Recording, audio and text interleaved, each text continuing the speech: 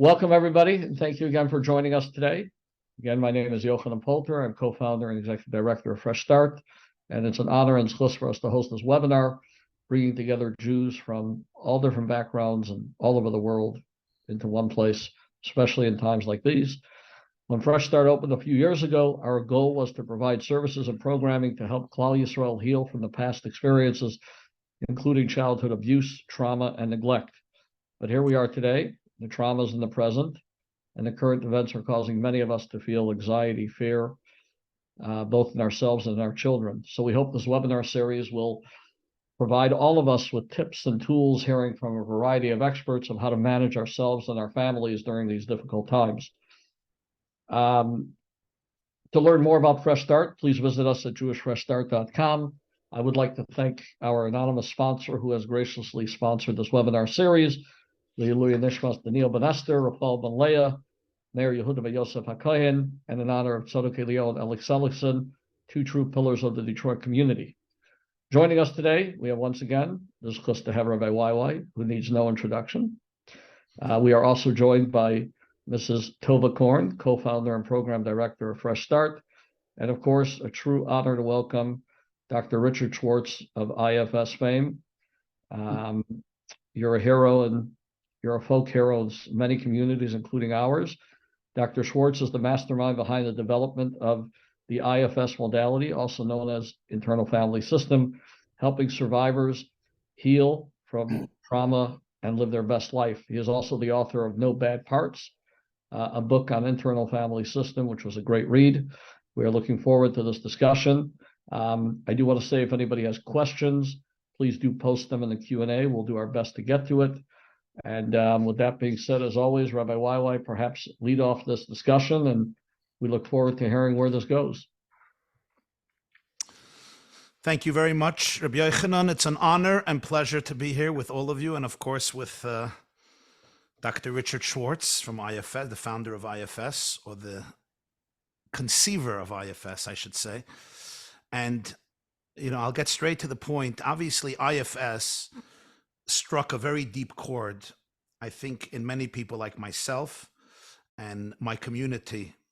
And I'll tell you why. When I was reading your book, No Bad Parts, and some other literature about the IFS and hearing from therapists who are practicing it and so forth, it really struck me because so many of the ideas resonated in a powerful way. And I'll tell you why. I'm part of a tradition of the Hasidic, spiritual, Kabbalistic, mystical tradition of Judaism, which has an enormous amount of literature on psychology. Probably one of the most seminal works is a book known as Tanya, written by the founder of Chabad, Rabbi Shneur Zalman of Liadi in the 1700s, a whole book about the chemistry of the human being. And there he has a line, and when I read in the introduction to No Bad Parts, Dr. Schwartz saying, most people and philosophers and psychologists understood that we have what you call the mono brain. And you learned through all of your experience that we're not made of one brain. We're made of many, many different parts.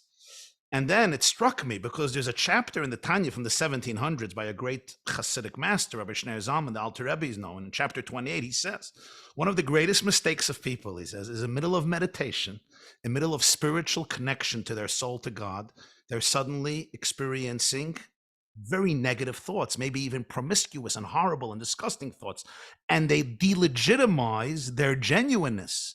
And he says it's a mistake because it's based on an erroneous philosophy that we have one soul, we have one engine, we have one consciousness, and therefore I must be a fraud and a fake and a phony and a liar, and they just quit. And he says you have to understand that you're made up of different parts. It's the other way around. The moment you're touching your innocent soul, the other parts feel. This is what he says. They have to come and attack. Because he says in an arm wrestle, when the other person feels defeated, they muster all their strength, what you call firefighters, protectors, managers. So when I was reading that, I was like, oh, OMG. That was a very, very powerful epiphany to be able to see that juxtaposition, that relationship, to understand that dimension of the human being. The second thing that struck me in No Bad Parts and in the philosophy of IFS is the idea that underneath all the protectors and underneath all the managers and firefighters and underneath all of what's going on, and some of it may be pretty, nasty garbage, there is a soul or a self, what you call the self, that remains untarnished and remains creative and curious and compassionate and caring.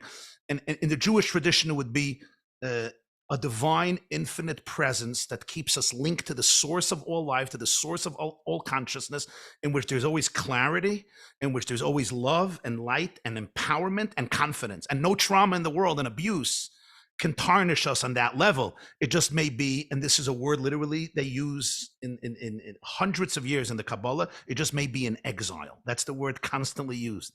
In fact, the concept of exile in Judaism is collective, national, and also very, very, very personal. That was a second very powerful point, the idea that somebody may have been molested and abused and grew up in a dysfunctional environment with horrific consequences that we need not explain to many people in this audience who went to Fresh Start for that type of healing. But nonetheless, nothing can ever damage that soul. Damage that soul, because nobody can destroy God. Nobody can destroy the God that's inside of you. The third component that I found so powerful was that even the toxic parts in us are not inherently evil at their core, even if the manifestation can be really, really ugly. But really deep down, we're capable of transformation. Those are three powerful points. The idea that we're made up of many parts, the idea that throughout everything there is a core that remains absolutely pure, sacred, holy, empowered, and excited and joyful because it's connected to the source of creation. It's almost like the back end program of the creator, so it has this clarity. And number three, that we're capable of transformation. Here I see very, very deep similarities between what is really an ancient literature, but you gave language and techniques for a contemporary world. So I want to ask you. I know you say that you came around this not from an epiphany one night where the prophet Elijah popped into Richard Schwartz's head and said, "I'm going to reveal to you secrets," but it came from experience with over years and years with families and clients and failure and things that didn't work. But I'm wondering, was there a moment of an epiphany where you came across this type of experience, and does your Jewish background, which I know you have Jewish background, did it contribute to it, or maybe not? I'm just trying to understand, to learn more about your own evolutionary process in this entire experience.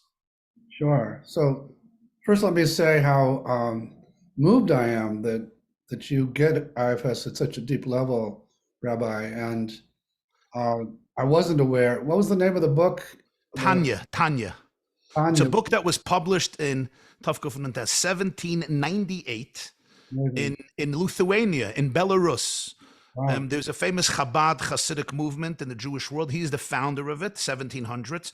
He was a student of the Maggid, of the Baal Shem Tov. Baal Shem Tov is known as the founder of the Hasidic spiritual movement, which basically focused on understanding the spiritual, metaphysical theology of Judaism and making it relevant.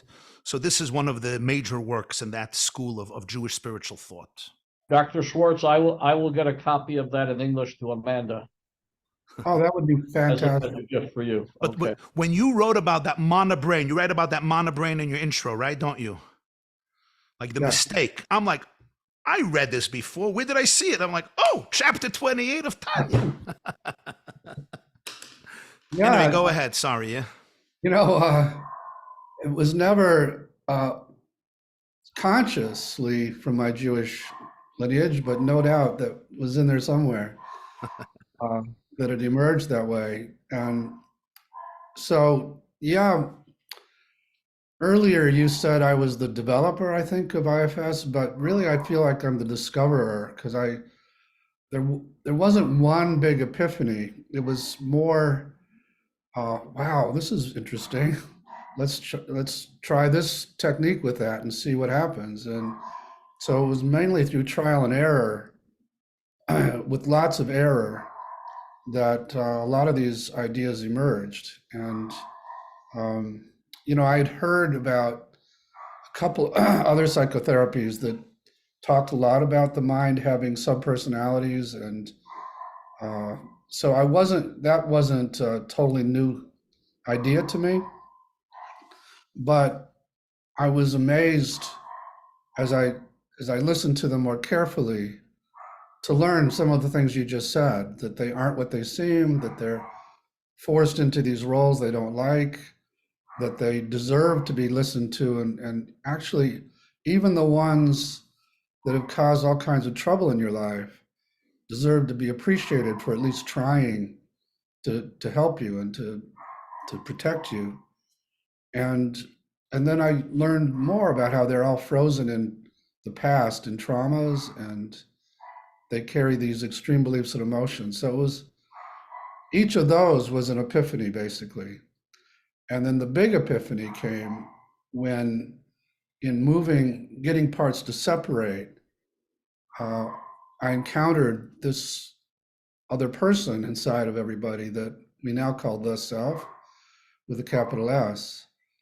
And, that was huge, because I had been trained in something called attachment theory that said to have any of those qualities, any of those... Bowlby, Sue Johnson, John Bowlby. Yeah. That to have any of those C-word qualities, you had to have gotten them from a relationship. So if you didn't get good parenting, you were out of luck. Or until you got it from a therapist, or you got it from your spouse or someplace, it's not in you. And I was working with people that had horrible, horrible childhoods. And yet, just by getting some of these parts to open space, there it was. So that was I'd say the biggest epiphany. And that, is still, it's still amazing as I continue to do the work, just to see that happen over and over. Wow, so that's very powerful. What you're saying is that if attachment theory was just taken on its own, there should be no explanation to the inner light that every person possesses, despite being abandoned at such a young age emotionally. So it's a testimony. I don't know if you know, Richard, but in Judaism, the opening prayer every day, the first thing after we wash our hands in the morning, there's a prayer we say. In Hebrew, Elokai neshama shenasata bi tahora, means, my God, the soul that you have imbued within me remains pure and filled with infinite life, infinite light. I didn't know that. It's the opening of the day. It's like you have to start of the day knowing that my core is just not damaged. It's not damaged, and I have a choice to live in that space. Yeah. So that's a very powerful epiphany. I think it's just important to emphasize. Just tell me if you agree that our attachments at the youngest ages are so critically important. Your point is just that even if I haven't had it, it's not hopeless. That's exactly right. So I love most aspects of attachment theory and believe in them, and how you are treated as a child has a huge influence on these parts, and how they and the burdens they carry, and where they're frozen in time. And they, in absence of good parenting, you're going to run your life from these parts. You're not going to have much access to what we're calling the self. So all of those aspects of attachment theory, I find to be quite accurate. The only difference is you're not screwed. You got this in you. It's just covered over. Can we take a quick moment, Rabbi YY and Doctor, and just back up for a minute, and maybe, Doctor, you can give us a short, for everybody on this call, those who are new to IFS, just give a quick once over. So, because Rabbi YY, you are like miles ahead. You're already connecting the dots, and we'll get there in a minute, but let's just give the foundation of what IFS is. Sure. Yeah. So sorry that I bypassed anybody's parts. I didn't mean to. So as Rabbi YY says, the basic assumption is that everybody is a multiple personality, not in the sense that we have that disorder, but in the sense that we all have these, what other systems call subpersonalities, that the mind isn't naturally unitary. It actually is quite multiple, and that's a good thing, that they're there to help us in our life, that they all have different qualities and resources that are quite valuable to us. So that's the way we come into the world. But through the kind of bad parenting we've been talking about, or traumas that happen, especially when we're young, or just, the experiences we have in this culture, they are forced out of their naturally valuable states. And some of them, because some of them, other systems might call these inner children that before they get hurt are full of love and openness and creativity and joy and playfulness. But they're also the most sensitive parts of us. So they're the ones that get hurt the most. So if we have experiences where we're told that we're not valued, then they take on the burden of worthlessness. Or if we're terrified by some event, they're the ones that hold the terror or the emotional pain and so on. And once they get burdened like that, they have the power to make us feel what they carry. They can pull us back into those scenes, and they can overwhelm us with all that pain or terror or worthlessness. And so we kind of naturally try to lock them away inside in inner basements or abysses and try to stay away from them. And so those then we call the exiles, which I get is a big word in the Jewish community. And once you have a lot of exiles, you feel a lot more delicate, and the world seems a lot more dangerous because so many things could trigger all that and could overwhelm you with it. And so you wind up with these other parts who, before they had to become these protectors, were just helping you get through life. They're good at discerning who's safe and who's not, or helping you choose a career direction or a partner or something like that. But after you get a bunch of exiles, they are forced out of their naturally valuable states to become what we call protectors. And some of them protect you by managing your life so that no one gets close enough to trigger you and hurt you again, or so that you perform at a very high level, so to counter the worthless feelings, or so you, and there's a variety. So you look perfect, so no one rejects you, or so you take care of everybody, so they depend on you and like you, but they don't let you take care of yourself. So there's a lot of common, what we call manager roles, otherwise known as the ego and the defenses. And so we've all got parts that are actively trying to get us through life without getting triggered, without these exiles getting activated, and keeping the external environment controlled, and keeping our bodies controlled too, keeping us from feeling too much. And some of them can be quite numbing, in fact, and keep us in our head all the time.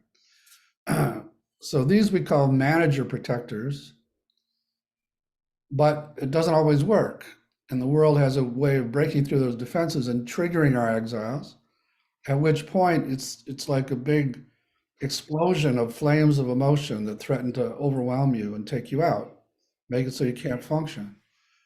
So we have another set of parts who are on guard, waiting to deal with that emergency, and will go into action impulsively, often without regard to the consequences or the collateral damage, just to get us away from those raw emotions that have exploded out of our exile place. And so we call them firefighters. They're fighting these flames of emotion. And most all of us have a hierarchy of them. Some of them are actually help us. Like I have one that will get me to immediately go and just think about work and get away and distract me away from the pain or whatever I'm feeling. So, in some ways it's been productive, but it's very ignoring of my kids it was, and my relationships. So it was a drag in that way. But other people have a lot of others. Some people just kind of dissociate and immediately go off somewhere until the fire calms down. Other people go to addictions of various kinds, or and so on and so on. We all have them. And at the top of that hierarchy for most of us actually is suicide. If the fire gets too hot, there's this exit strategy. It's actually very comforting.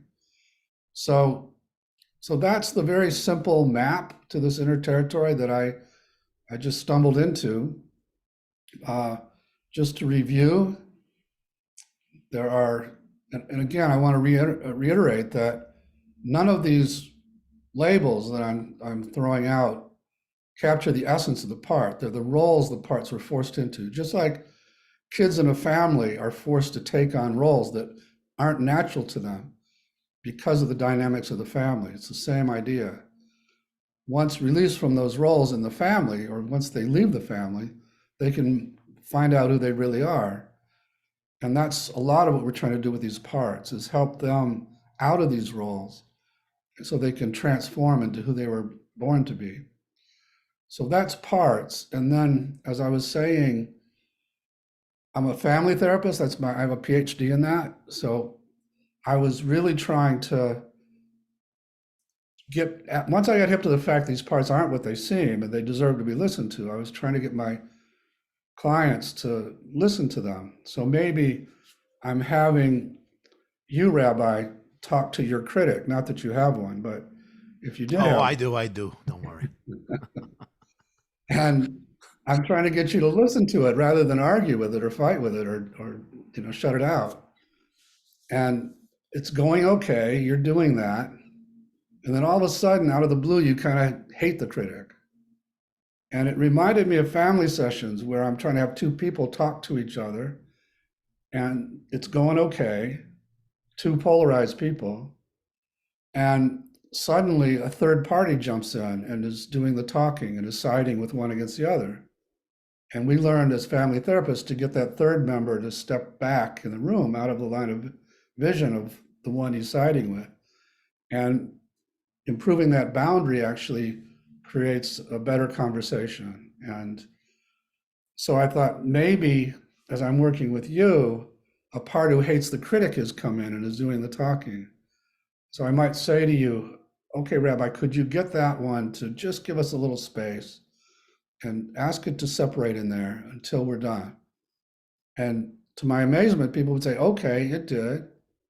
And now how do you feel toward the critic? It would be an entirely different answer. Seconds earlier, they hated it, wanted to get rid of it. Now they're just curious about why it calls, you're just curious about why it calls you names. And you even are calm relative to it and even confident relative to it. And even kind of out of the blue, have some compassion for it, that it can't be a great thing to have to do inside of you all the day. And when I would get you in that state, the conversation would go very well, even with this nasty critic. And it would reveal its secret history of how it got forced into its role, how much it doesn't like having to do that to you and would love to do something different if it trusted it was safe.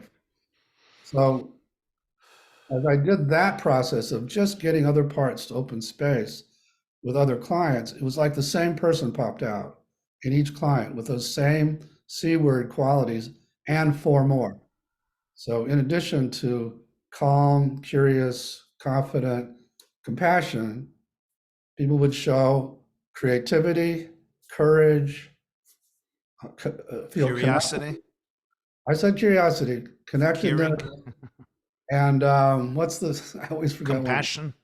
You got that one too. Clarity. So those are what I call the 8 C's of self-leadership. Because when I would ask you, what part of you is that's doing so well, people would say, that's not a part like these others. That's me. That's myself. So I came to call that the self with a capital S. And as I was saying earlier, now 40 years later, we had our 40-year celebration of the model last month at our annual conference. 40 years later, thousands of people using this all over the world, we can safely say that that self is in everybody, can't be damaged, just beneath the surface of the parts, so that when they open space, it pops out, and knows how to heal, both in the inner world and in the outer world. And that's the big deal about IFS. And it's really gratifying or validating for me to learn that this is ancient wisdom in the Jewish tradition, the Kabbalistic tradition. What would you say to somebody that has layers of trauma? They don't call it that way because they're in active trauma, and they have absolutely no tool of even accessing this, not because they don't want to, but because their very eye, like Bessel van der Kolk told us one day in one of these conversations, he was talking about somebody who was molested by a parent at the youngest of age. He said, this person doesn't have trauma. This person is trauma. Their very conception of self is full of trauma. How would you begin even with such a person to be able to help them go to that pure, confident self? So I spent about 20 years working with that population of people who have been horribly abused repeatedly over and over. And you're right, in the beginning, they're just what we call blended with these parts that are stuck in those scenes. And so they're living the trauma every day. And there isn't any of what I'm calling self to be found. And so with those clients, I become the self to the system temporarily. So I'm talking to this little one who's running their life, who is in this chronic state of terror. And I'm forming a relationship with it and helping it trust me. And that takes time. But at some point, when it does trust me, I'm going to ask it to just pull its energy out of my client a little bit, not so it goes away or gets exiled, but just so my client isn't totally blended with it. And if it trusts me enough, then the part would do that. And then I could say to my client, okay, where do you sense this part? Well, it's over here. It used to be all of me, and now it's pulled out. It's right here. And then I could say to them, how do you feel toward it? And, out of the blue, again, people would say, sometimes they'd say, I hate it, or I'm afraid of it. But if we got all that to step back, out of the blue, even people with horrible histories would say, I feel sorry for it. I want to help it. And then I could begin that process. So you're right. There are lots of people when they start who don't have any access to any of this.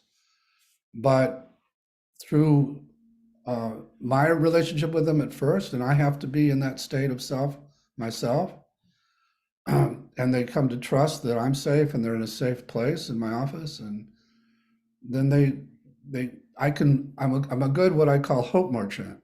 I can sell them on the prospect of, if you're willing to pull your energy out of the client, then you can get more help. And if they really believe me, then they tend to do that. You explained to us a little better what that means, that you are being their self. Even maybe, I would say maybe a role play at some point. I don't know if anybody's going to volunteer for that, because I don't know.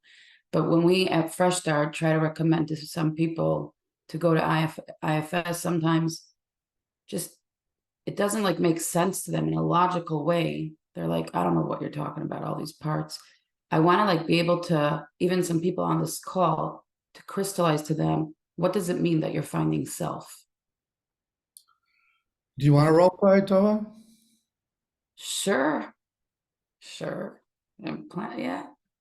Okay. Yeah, so how can I help you? So you want me to come up with something? Yeah. And it could be something that's actually something you want to work on, or it could just be a role play. We don't have to know.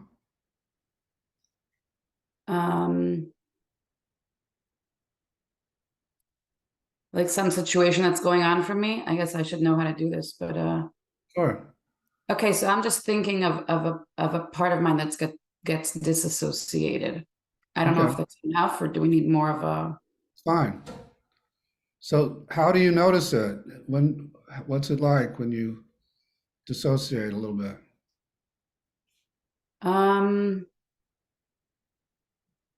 I just feel like a little flighty, going somewhere else, or I'll find myself when I go through things that are tough for me. Also disassociating physically, like leaving a room or moving away. And I don't know if that, but just trying to not be part of what's going on. And sometimes it could be a very physical sensation. Yeah. So either you physically get up and move, or some part takes you away, gets you a little bit more distant from whatever the situation is. Yeah. Does that sound right? Yeah. So, would you like to get to know that part a little bit and see what it's afraid would happen if it didn't do that? Sure. Yeah. All right. So just focus on that feeling, like your memory of the feeling, if it's not right here, and see if you find it in your body or around your body right now. I could feel it. Yeah. Where do you find it? Very much in my head, my chest. I Okay. could feel. And as you notice it there, how do you feel toward that part that does that?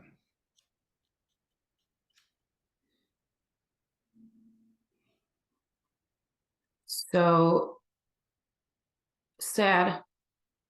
Sad And I for think that that's where you said that word "you" is already where you created that differentiation between Right. self and the part. Right. But I'll keep going because yeah, I feel sad for it. So let it know you have compassion for it and see how it reacts to your compassion.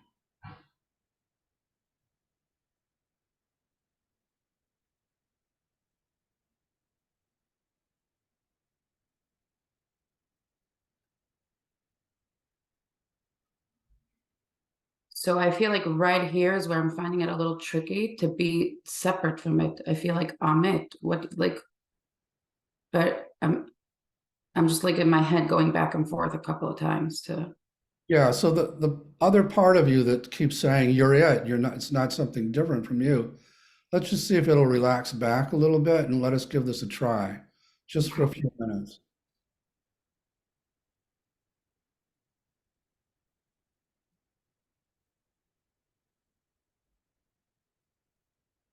Okay. Okay? All right, so again, let this dissociative part know that you have compassion for it and see how it reacts.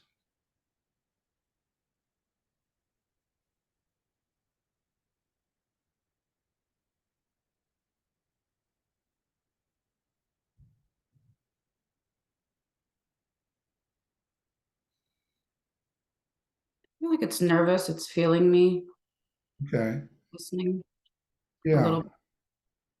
okay. Maybe ask what it's afraid would happen if it didn't do this inside of you. And don't think of the answer, just see what comes. Okay. I think like fear that like that things will overflood and things will come up right now. And it's easy. I think that's really what it's feeling. If I start giving it attention, things will come out in inappropriate times or. So it's trying to contain other parts of you that would flood you otherwise. I think so. Just ask, don't think, just ask Okay. and see what comes back. Yeah. Okay. And how do you feel toward it now as you learn it's trying to contain all that? Thankful. So can you show it some gratitude? Can you let it know you appreciate how it's trying to protect you that way?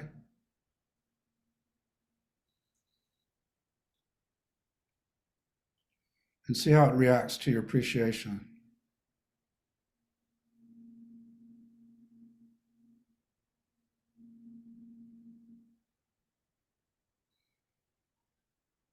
I felt like I could breathe a little, like Yeah.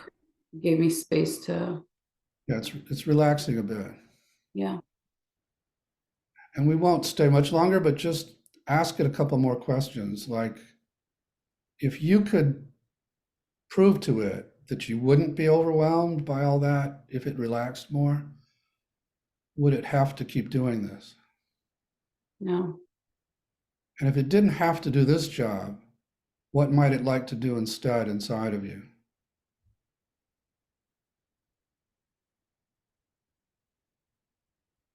Relax and give me permission to be me. Perfect. And go ahead. I just like, I heard that me come out, and like, I have like things in my head, like, oh, this is what I would do. And that's what, yeah. That's great. And ask it how old it thinks you are. How old it thinks I am? Yeah, just ask that question and wait for the answer. Pretty young. So maybe let it know you're not that, well, you're still young relative to me, but let it know you're not a little kid anymore and see how it reacts.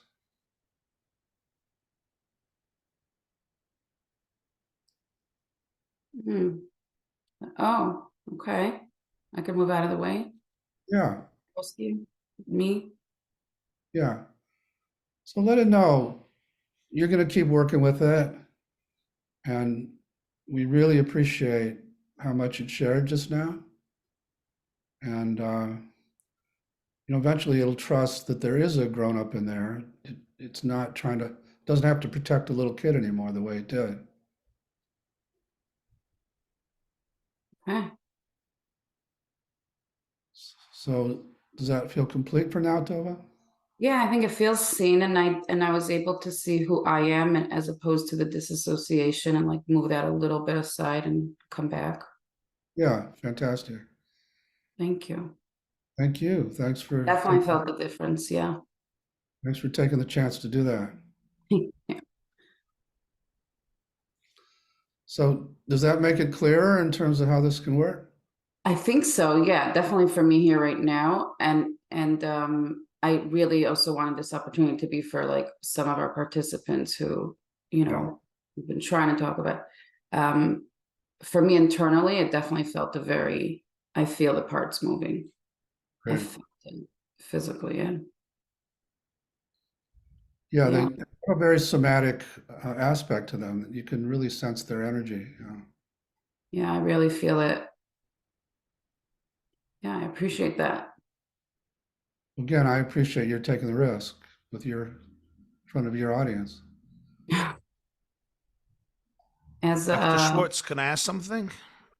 Yeah. Tova, you want to still ask? No, go ahead. I was saying, I don't remember, Yochanan's gonna remember who said thank you for.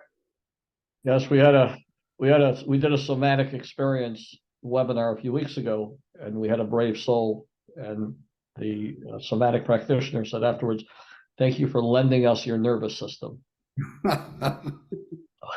Well, you lent us a lot more than just your nervous system. Get that thank you right now.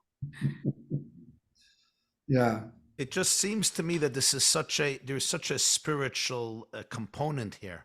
Yeah. So I want to know, in terms of your own practice and the PhD you received, did this evolve your own spiritual understanding of the human being, of the universe, of consciousness?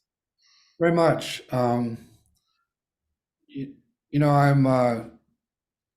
my father's side was conservative Jews, and he rejected all of that. He's a scientist and just rejected organized religion in general. And I was influenced by him. He always said to be proud of our Jewishness, but don't buy into any of the religion. So that was my That's approach. A good Jew. That's a good Jew. That's right. Real Jew. So he was very influential in my life in general. And so that was my attitude about spirituality coming into this back 40 years ago. And it wasn't until I started seeing these kinds of miraculous things happening that I said, I can't explain what I'm calling self in traditional psychology. There's got to be something more to it. And then other kinds of sort of quote unquote spiritual experiences my clients would start having. And I would get curious about that. And I was getting and these were people that also weren't religious, but they were getting what they would find to be called guides coming in and giving them all kinds of comfort. And we would ask, are you a part? And they'd say, no, where'd you come from? And so over time, I really shifted to the point where now I consider myself to be extremely spiritual. And that what I'm calling self is, for me, I love the metaphor from quantum physics that photons are both a particle and a wave. So for me, there's a wave state of self that might be called God or the non-dual, or, where if you access that, you just feel connected to everything. And then you come back and you particleize, you enter this body and you feel separate and you lose that level of connectedness. But it's the same self. It's the drop of that ocean. So for me, that's one of the big spiritual sides of IFS, that, when we meditate, we actually go into that big non-dual place and sort of blend with God. And then we come back, and ideally you can hold on to the memory of that's who you really are. So anyway, that's one element of the spirituality of this.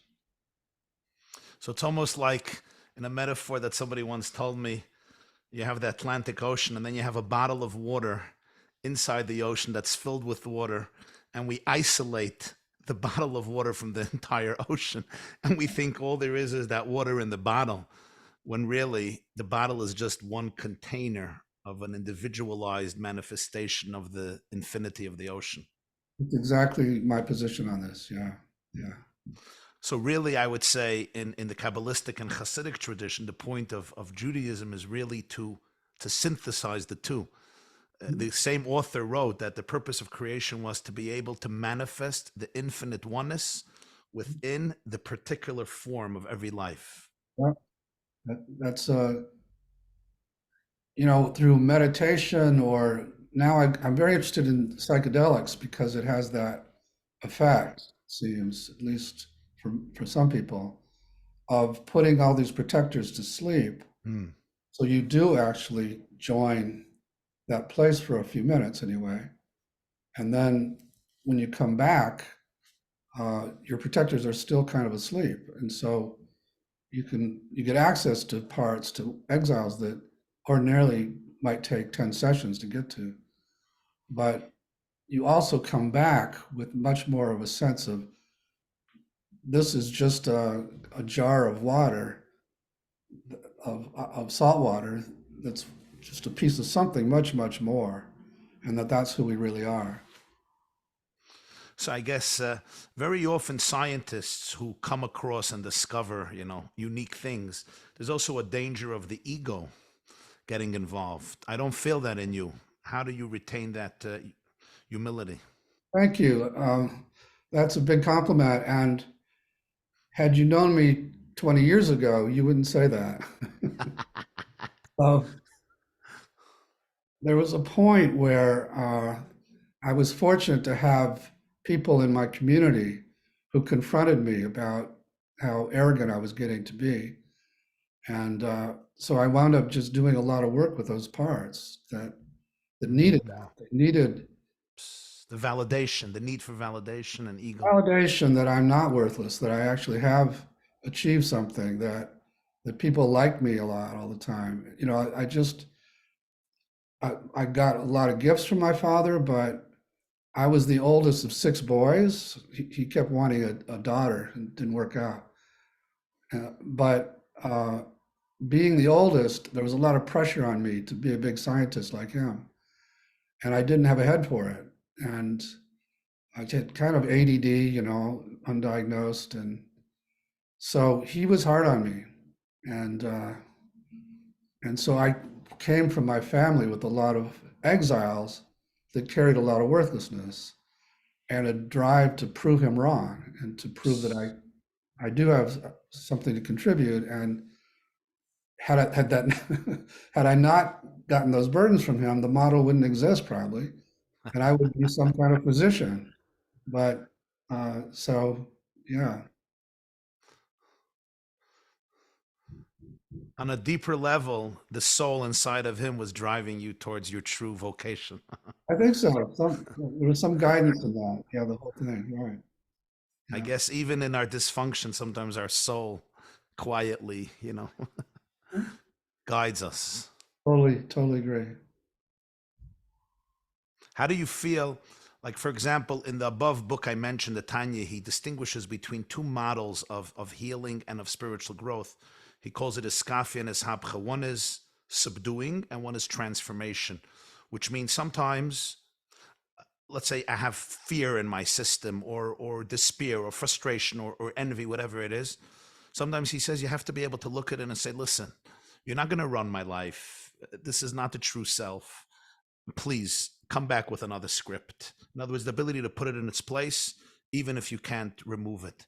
And then he speaks that sometimes we have the ability to actually transform it, to what you would call unburden it and let it become something else. You find that dual process, like I can't always transform it. I just sometimes have to say, listen, like I know with myself, and I find it to be sometimes effective. I often have a lot of inner fear, and sometimes I'm experiencing resentment and frustration. And sometimes I'll really look at that and say, listen, you work for me. I don't work for you. Okay. Come back with another script. I want to live now in a place of love and in a place of light and in a place of confidence. This fear is it's not realistic. It's an inner child emotion. There is fear in the world, but right now, this is not it's not authentic. And this resentment, I really don't want to be in that place. I want to be in a place of gratitude. And I actually find that sometimes to be very, very, it's hard, but I find it to be effective. Like almost like you work for me, I don't work for you, and don't tell me that I'm a resentful, fearful, traumatized person. I'm not going to buy that. Do you feel that could be sometimes repressive and come back with a vengeance, or there's a place for that in IFS? A lot depends. Almost authority, almost like stop barking. You're my dog. Stop barking, okay? I had to do that with my dog a few minutes ago before we started, but. A lot depends on the place from which you're speaking to the part. So if your critic is talking to that scared one, it's going to make things worse. But if you can be in self, so you have compassion for it, even while you're saying, not now, just give me some space, I'll talk to you later, then the part will respond to that. And there's 4 goals in IFS. One we've been talking about, which is helping these parts transform into who they're designed to be. The second goal is to help all the parts trust self as a leader. And some of that is what you're talking about, that if they really trust that it actually does go better, if they have a captain, there's a captain in the ship. Captain, absolutely. A captain, a parent, whatever kind of leader, if they really trust that you're there and that things do go better when they let you handle them, then I do the same thing. Like getting ready for this talk, I said, I know you guys are a little nervous about it, but just let me handle it. I'll talk to you later. And then, all the anxiety starts to separate. And I do have to follow up if I say I'm going to talk to them later and check in with them. And it's those times when you can do the second, I forget what you call it, but the second part of healing, which is like, okay, I don't have time to help you now, but I will. And then you follow up and you go to them and let me know about your anxiety. Tell me more about what you're afraid would happen if you didn't blend with me, and tell me where you're stuck in the past. And there's a whole process for getting these parts out of where they're stuck in the past, helping them unload the anxiety. And then they don't have that, they're not in that same role. They're actually often just playful. And then you don't have to do nearly as much. Like, years ago, I would have had to do a lot more of, okay, get out of my hair for a few minutes and I'll talk to you later. But now most of my parts really trust that if they let me stay, it goes better. That Dr. Schwartz, can I just, we just got a question that I think is important to discuss, and maybe you and Rabbi Wiley can sort of take in this direction. With everything going on, obviously, in Israel and the fear and anxiety is building within, the Jewish community abroad. Specifically when it comes to children, you have a version of IFS that we might be able to work with our children when they're anxious, when they hear the news, when they find out about things that, are obviously scary. How can, as a parent, what might we be able to do with our children using the IFS? Yeah. So it is a really scary time to be a Jew. And I think kids sense that both. They'll sense our anxiety about it all.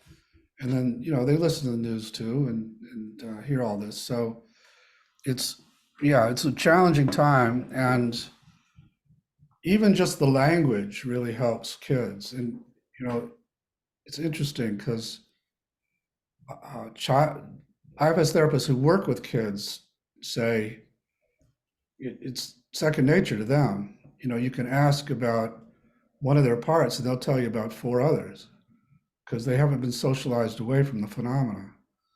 So even just introducing the language and saying, is there a part of you that's really scared about what's going on now?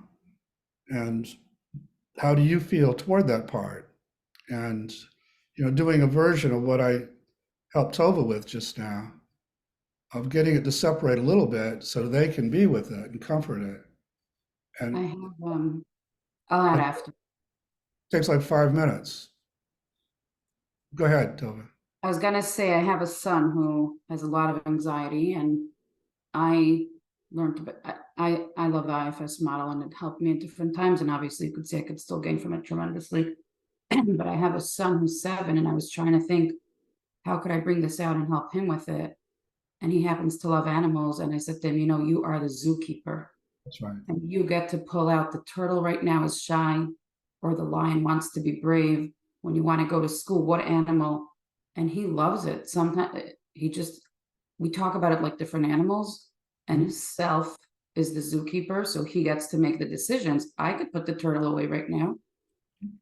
And it's been very helpful with him. I love that. Yeah. Any kind of metaphor kids will run with. So, but just the idea that there is a you who's the zookeeper, who's the captain, who's and that you can take care of these parts, that you don't have to be ashamed of them and lock them away, or you don't have to blend with them and have them run your life. Doctor, there's also a beautiful book, I'm sure you're familiar with it, by Dr. Tom Holmes, the illustrated book. I'll put it in the notes, but that's also a very easy way, certainly for slightly older children, to learn about IFS in a more simple version, I think. Yeah, I love that book. And there are other books written for kids based on IFS that I think are on our website, but I'm not sure. Dr. Schwartz, I think a very important question in our community is many of us grow up with an inner and outer critic all the time.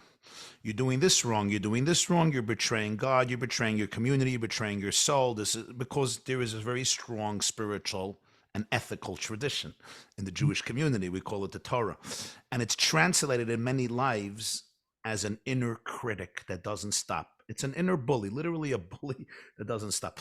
And almost people feel that that's our ethical part. It's our spiritual part, when really it's a disaster. It makes us miserable and anxious.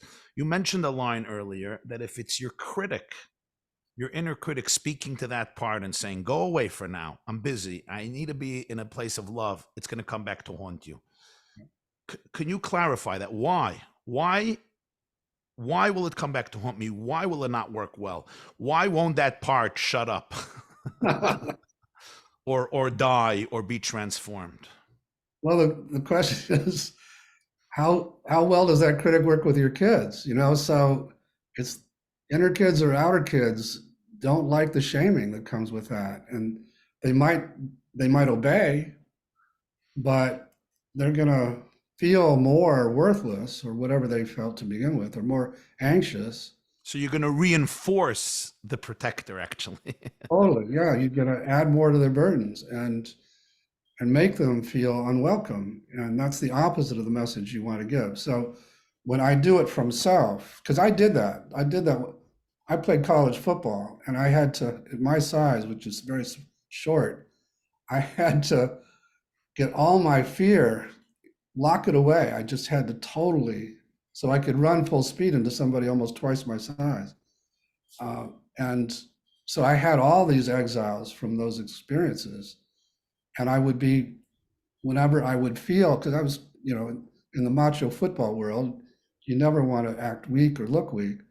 So whenever I would feel fear, I would be very shaming of it and get out of here.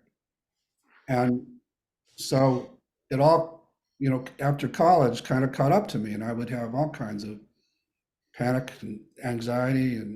And so it works for a while, but you're just creating more exiling. And there is a way to do it from those 8 C words, where you're relating to these parts like a good parent or like a good captain, like you said. A loving parent, a loving parent. Loving parent, that's right. Who's saying, okay, you do have to go to bed, but I still love you, and I know you're not bad, and you're not, just because you're scared, it's okay to be scared. Yeah. So you're saying if it's coming from the critic inside of me and I'm shaming the part, essentially it's coming from my own protector. So it's not going to help it because it's all part of my dysfunction. Exactly right. It's going to reinforce everything. Rather, if Okay. it's coming from my pure and sacred and beautiful self, even if I'm strong and I'm authoritative and I'm like, you work for me, I don't work for you, but ultimately it's going to listen. That's Because right. there's an internal wholeness, there's an internal sense of wholeness. Exactly right. 3 of those C words are clarity, confidence, and courage. And so I can speak to my parts from those 3 plus compassion. So I can be very forceful or firm, not only with my parts, but anybody who's out of line with me, but without the added judgment that just gives them more worthlessness. There's also, I think, something that scares some people. When you speak about no bad parts, we live in a world where we're very afraid of a world that can't distinguish between good and evil. What we're seeing now is a world that can't distinguish between a country that's trying to protect its children from another Holocaust, which Hamas would do if they could, versus people who are targeting civilians and children gleefully. And that blur for Jews is a very dangerous blur. So I think, can you just define that distinction? Because when you speak about no bad parts, you're not saying that there is behavior that is not abhorrent and horrific. It's No, just that could you just clarify that? yeah, no, I'm glad you asked that, because it is important to be very clear about that. And, I wanted, as I was developing this work, I thought, okay, so these critics aren't what we thought, and some of these addictive parts aren't what we thought. They actually deserve to be appreciated. But could it be possible that the parts that made people do horrific things?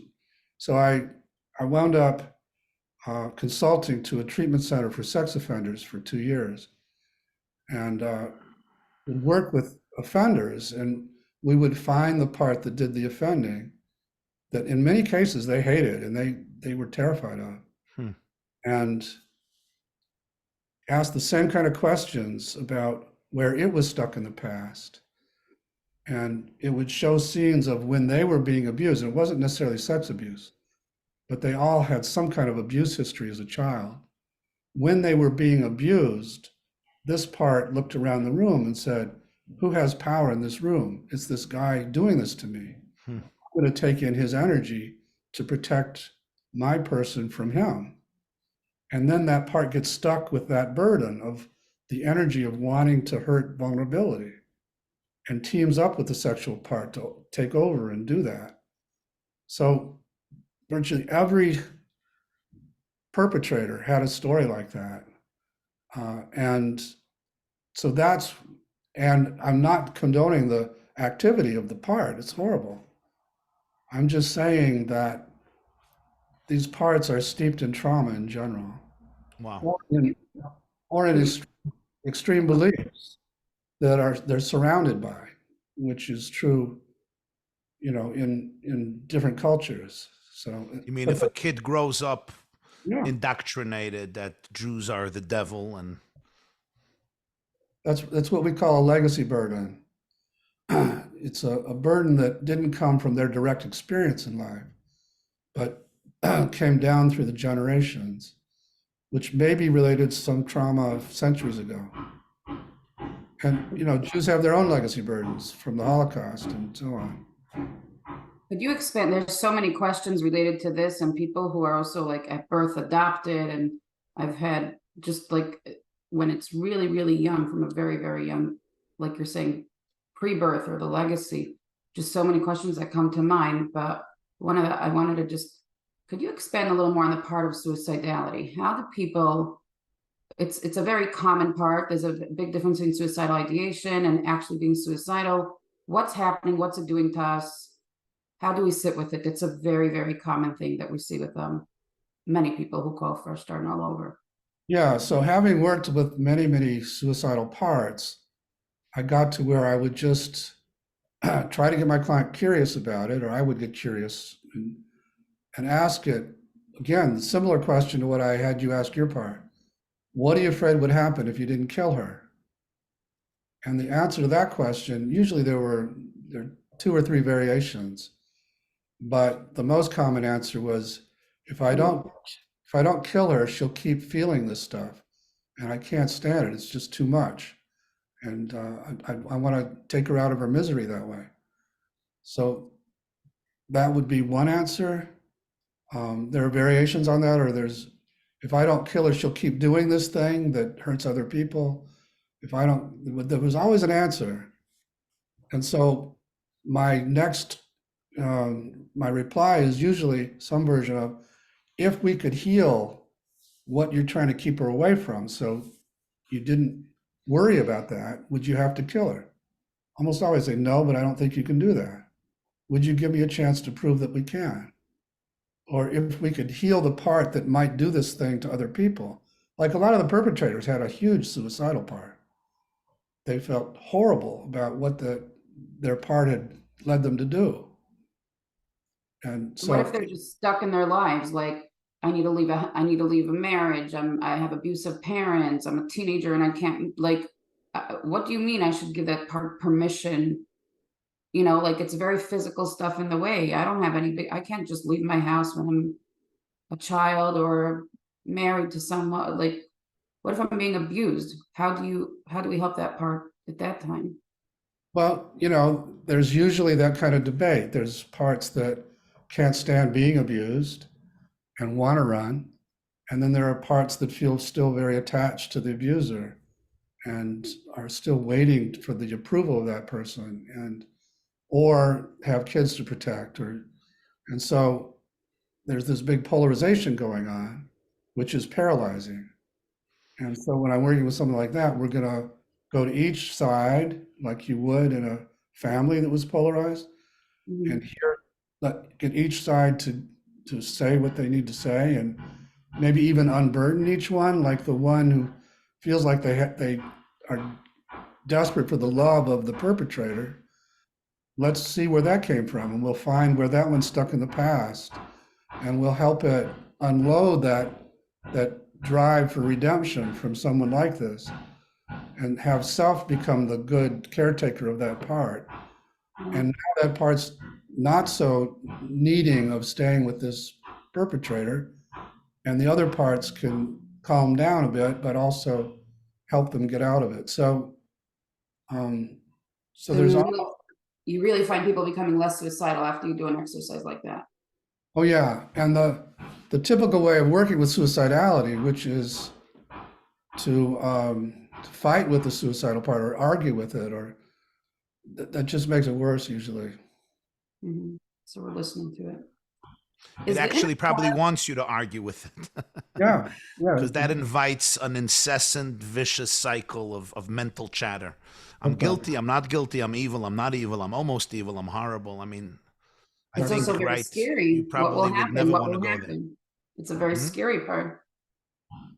The worst thing for parents to do with children is getting to an endless argument, you know. We're bad parents, we're great parents, we love you, we hate you. No, we love you, we almost hate you. That's not what children need. They want confident parents who really love them and demonstrate it, and even the discipline is part of the love, I think, right? I mean, Totally. And you know, kids at different ages are going to tell you what an asshole you are. And you know, if you need their love so much, it's going to be a huge drama. But if you know, so I need my parts not to love me, but to trust me. That's right. Well, you want them to love you too, but right. It's like your kids. You want them to love you and to trust you. Right. They'll sometimes scream, but really they know they can trust you. That's right. Somebody asks here, how you know when you hit the spot of the self? Like, how do you know, that was the self versus this was just another part of me? Is there, like, do we know it emotionally, viscerally? Yeah, and there are exercises designed to help people get a felt sense of that. And so when I'm, like I was saying, like when I'm preparing to do a talk like this, or to talk with you guys, I'm noticing, is my heart open or not? Do I feel a big agenda here, like I got to prove myself? So I'm just checking for parts that maybe are covering my heart or keeping me in my head, or want to perform at a high level. And so I see you guys, I get it, but just chill, let me handle this. And as they separate, I'll notice now my heart's quite open, like it is right now. And I don't have a big agenda. I can just be interested, you know, I want to convey some things, but I don't have to prove myself. I don't have to do a great performance. I can just be with you guys and listen to your questions, and then it becomes enjoyable. How do you get to that space? Yeah, my parts trust me now. So I'm just noticing them and I'm asking them to open space. Sort of in the similar way that I did with Tova. We asked the part to separate, and suddenly she had feelings for it to help it. So it's really that simple. The self is just beneath the surface of these parts. So when they open space, it comes out spontaneously. I think many of us were trained that we tell our parts with a sense of powerful authority, and it comes back to haunt us because it's coming from our shame. It's not coming from ourself, right? Exactly right. That's exactly. Like, stop being anxious, you idiot, you moron. Be humble, you're egotistical narcissist, mashugana. Right? Rabbi, so it's more shame, huh? Why? Someone asks here, two people asked about where does the Yetzer Hara, the evil inclination, fall in? Is that That's a great question. So we have in our tradition something called the Yetzer Tov, the Yetzer Hara, the divine inclination, or the good inclination, the loving inclination, and the negative one, the evil one, the toxic one. I think this is exactly the point. I am not my Yetzer Hara. I am not my evil inclination. I have parts in me that may tell me to punch you in the nose, to get divorced, to betray my wife, to steal, to cheat, to lie, to hurt somebody, to molest, whatever it is. And that's a part. And I think there's two stages in that relationship. Number one is subduing it, putting it in its place with compassion, putting it in its place, saying, you're not me, and you can't write the script. Come back with another script. I'm not running away from my marriage now. I am not going to scream on the top of thy lungs and insult my wife. I will not. Sorry. I'm going to go to a place of gratitude, and it will listen. If it knows it's coming from an authentic place, it's going to listen. And then there's a deeper part that the Mishnah says, that you can actually transform it. And I think that's where unburdening comes. I think the Yetzer Hara, the idea of the Yetzer Hara in Judaism means there are sometimes very negative inclinations, and that's not your essence. And number two, don't pathologize yourself. Have compassion for the fact that this is part of the human condition. You don't have to have compassion to the point that you surrender to the negativity. Absolutely not, right? I mean, And Does that, this make sense? yes, very much. And that the negativity itself isn't the part, it's the burden the part carries. Who is self? Is self the inner child? Is self who I am? Who is self? I know in my own journey, when I tried to do all this recovery and connect to my inner child, I had a very rough time. And then one time I had an epiphany, and my inner, I didn't even know to call it self at that time, but it was who I was preconception. It was my soul. I don't know, for different people at different times, who is it when we try and help people connect to their inner child, and people who are so disconnected from themselves when they were young? Who am I really connecting to?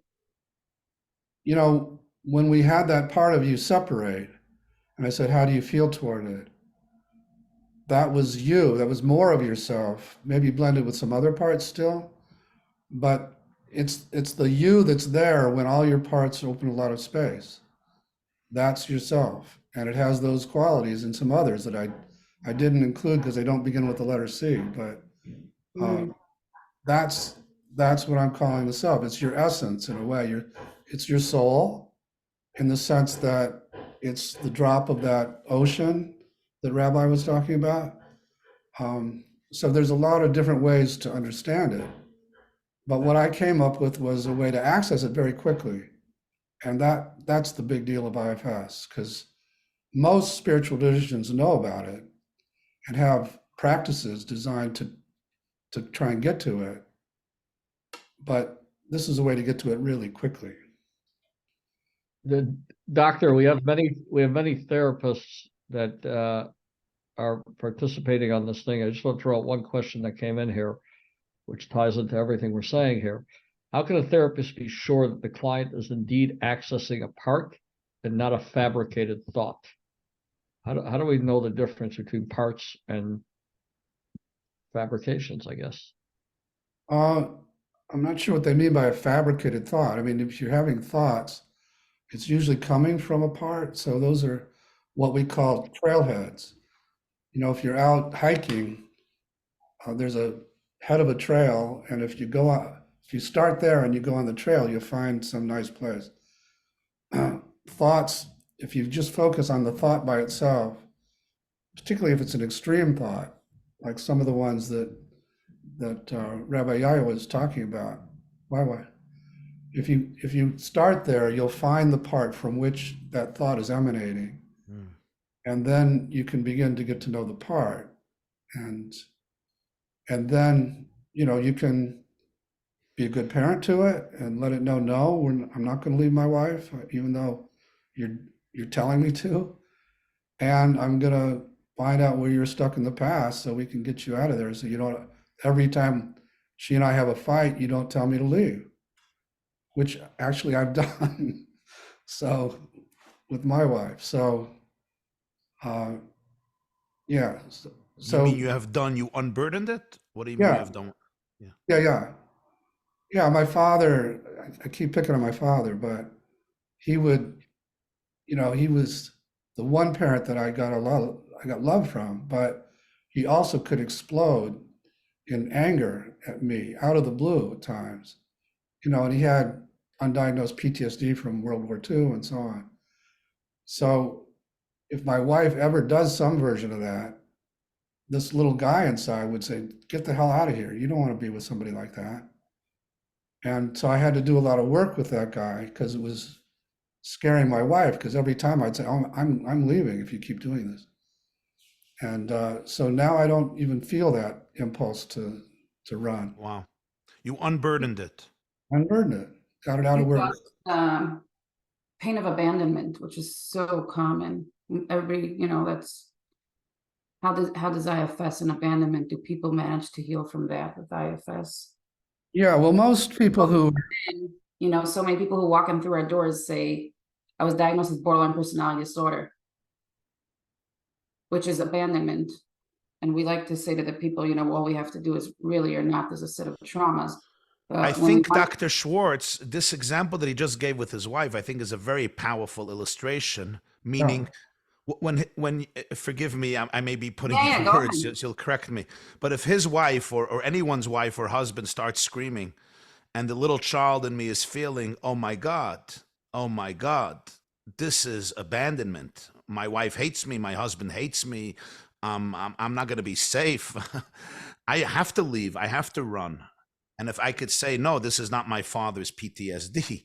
There's a relationship. My wife loves me. My husband loves me. They're going to stay here. That's right. That child can relax, no, and not feel abandoned, right? Exactly. But it's very hard for it to relax if he's stuck back in that scene with my father still. So I had to get him out of there and help him see, no, I'm here. I can take care of you. And you don't even need that father in the same way you did. Because I can take care of you. Even if she's acting like him, I can still take care of you. So that's what we do with abandonment. These parts that had been abandoned and are so desperate to be not abandoned by somebody they love, trigger all the parts that chase people away. And so by going to them and helping them feel my love for them, then they don't feel abandoned and they don't have that same reaction. So one of the books I wrote a while ago was called You're the One You've Been Waiting For. So we're trying to get people to be the primary caretakers of their own parts. So their partners, their spouses can be the secondary caretaker of those parts. And most of us have that reverse. We latched onto our partner because we want them to take care of these little ones inside of us who are so desperate. And they can't. They can't. And when they do something out of line, you know, all your protectors go crazy. And I think sometimes we often project it on them. In other words, if one spouse may be having a difficult day, we're experiencing it as abandonment when really they're just having a difficult day. Right? Exactly. It's all like that. So most all of us come to relationships with these exiles that have all kinds of extreme expectations and needs. And then the protectors are the ones who do the battle. So we have a few minutes left, Rabbi and Doctor. I just want to try and go through a few other questions. A person asked here, what can we do to make sure our kids don't develop exiles from the current situation? But I guess that applies to any situation. I know you talked briefly about it, but specifically, how do we make sure they don't exile those parts of themselves? yeah, you know, that is a project. I'm trying to bring this to the culture in general, and there's a woman named Joanna Curry Satori who's bringing it to school systems all over now, where if a kid gets bullied or something like that, you help the kid go to the part that got hurt by it or scared by it or shamed by it, and you help them bring it back and love it in the moment and not exile it. And then you go to the bully and you help them find the part that did that. And the same happens ideally in families when parents are doing that and when I raised my kids, you know, I don't know if they totally agree with me, but I think I did a pretty good job of when they're in a part to not freak out like I can't have my kid do this extreme thing, but instead just be present and loving and firm. And in the way we've been talking, Rabbi, just, you know, not right now, but you don't have to lock that part up. It's not bad because it's having a tantrum. So it's that kind of thing. I want to end with one question, which I think combines both Rabbi YY and Dr. Schwartz. I think you'll both have a lot to add here. When parts are interfering with our values and we can't access compassion to tend to them, how can we lead ourselves effectively and integrate our values? The last part of that again? How can we effectively manage that part, essentially? You know, and this goes back to a little bit of the evil inclination, but here this person broke it down. When our parts are getting in the way of our values and we're doing behaviors that are the antithesis of what we stand for and what we know is right. Yeah. And therefore you're unable to give them compassion. You can't give them compassion. Yeah, we've been talking about this throughout, but ideally, a lot depends on how you think of what's happening inside of you. So if you think of it as an evil inclination, you're going to relate to it in one way. If you think of it as a young kid inside of you who's stuck in a bad place maybe and carries some burdens from that time, you're going to relate to it in an entirely different way. So, most all these parts, even the ones that we call managers who got you through graduate school and who, help you seem intellectual and so on, they're all pretty young. We got really young kids, and then we got older, like teenage kids in these parentified roles inside. And they're all doing their best, but they're all kind of waiting for the grown-up to show up and say, I've got this. You guys can all relax and just trust me to handle things. And so that's what we're bringing. We're accessing that person inside of everybody and having them start to relate to these parts rather than the critics or the abdicating parts or the dissociating parts. And when self shows up, everybody's relieved. Wow. Yeah, I would also add, if I may, we have the expression evil inclination. The expression itself, I think, is a fine expression, but I think it's misconstrued in many of our minds with terrible self-guilt and self-shame and bullying ourselves. And I think we have to really encounter that. We have to really confront that, because I don't think it's helpful to anybody. The evil inclination is very useful in the sense that our soul knows what is moral, what is immoral, what is holy, what is unholy, what is constructive, what is destructive. That's very clear. Now, when these cravings or emotions show up, instead of shaming ourselves, which is coming from our own defensive parts that are not wholesome, we can empathize with the fact that this is what our brain is producing right now. But I'm much bigger than this. Okay. This is not my story. This is not my essence. This is not my core. Yes, it's part of being human.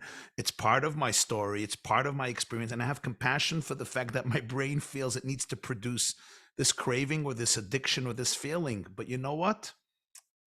I am not defined by it. I'm not limited by it. I am not so narrow, and I can choose to be in a completely different space. That way you can choose your values. You can choose your inner power. You can choose your inner love without having to subject yourself to terrible guilt and shame and self-loathing and self-hate, which literally feeds into the Yetzer Hara. It literally feeds into the burden of these parts. What such a bad person I am. So it's actually distancing yourself from your values. If we can do it from a much more expansive and beautiful space, the same results are achieved, but with much more longevity and with much more depth and with much more authenticity.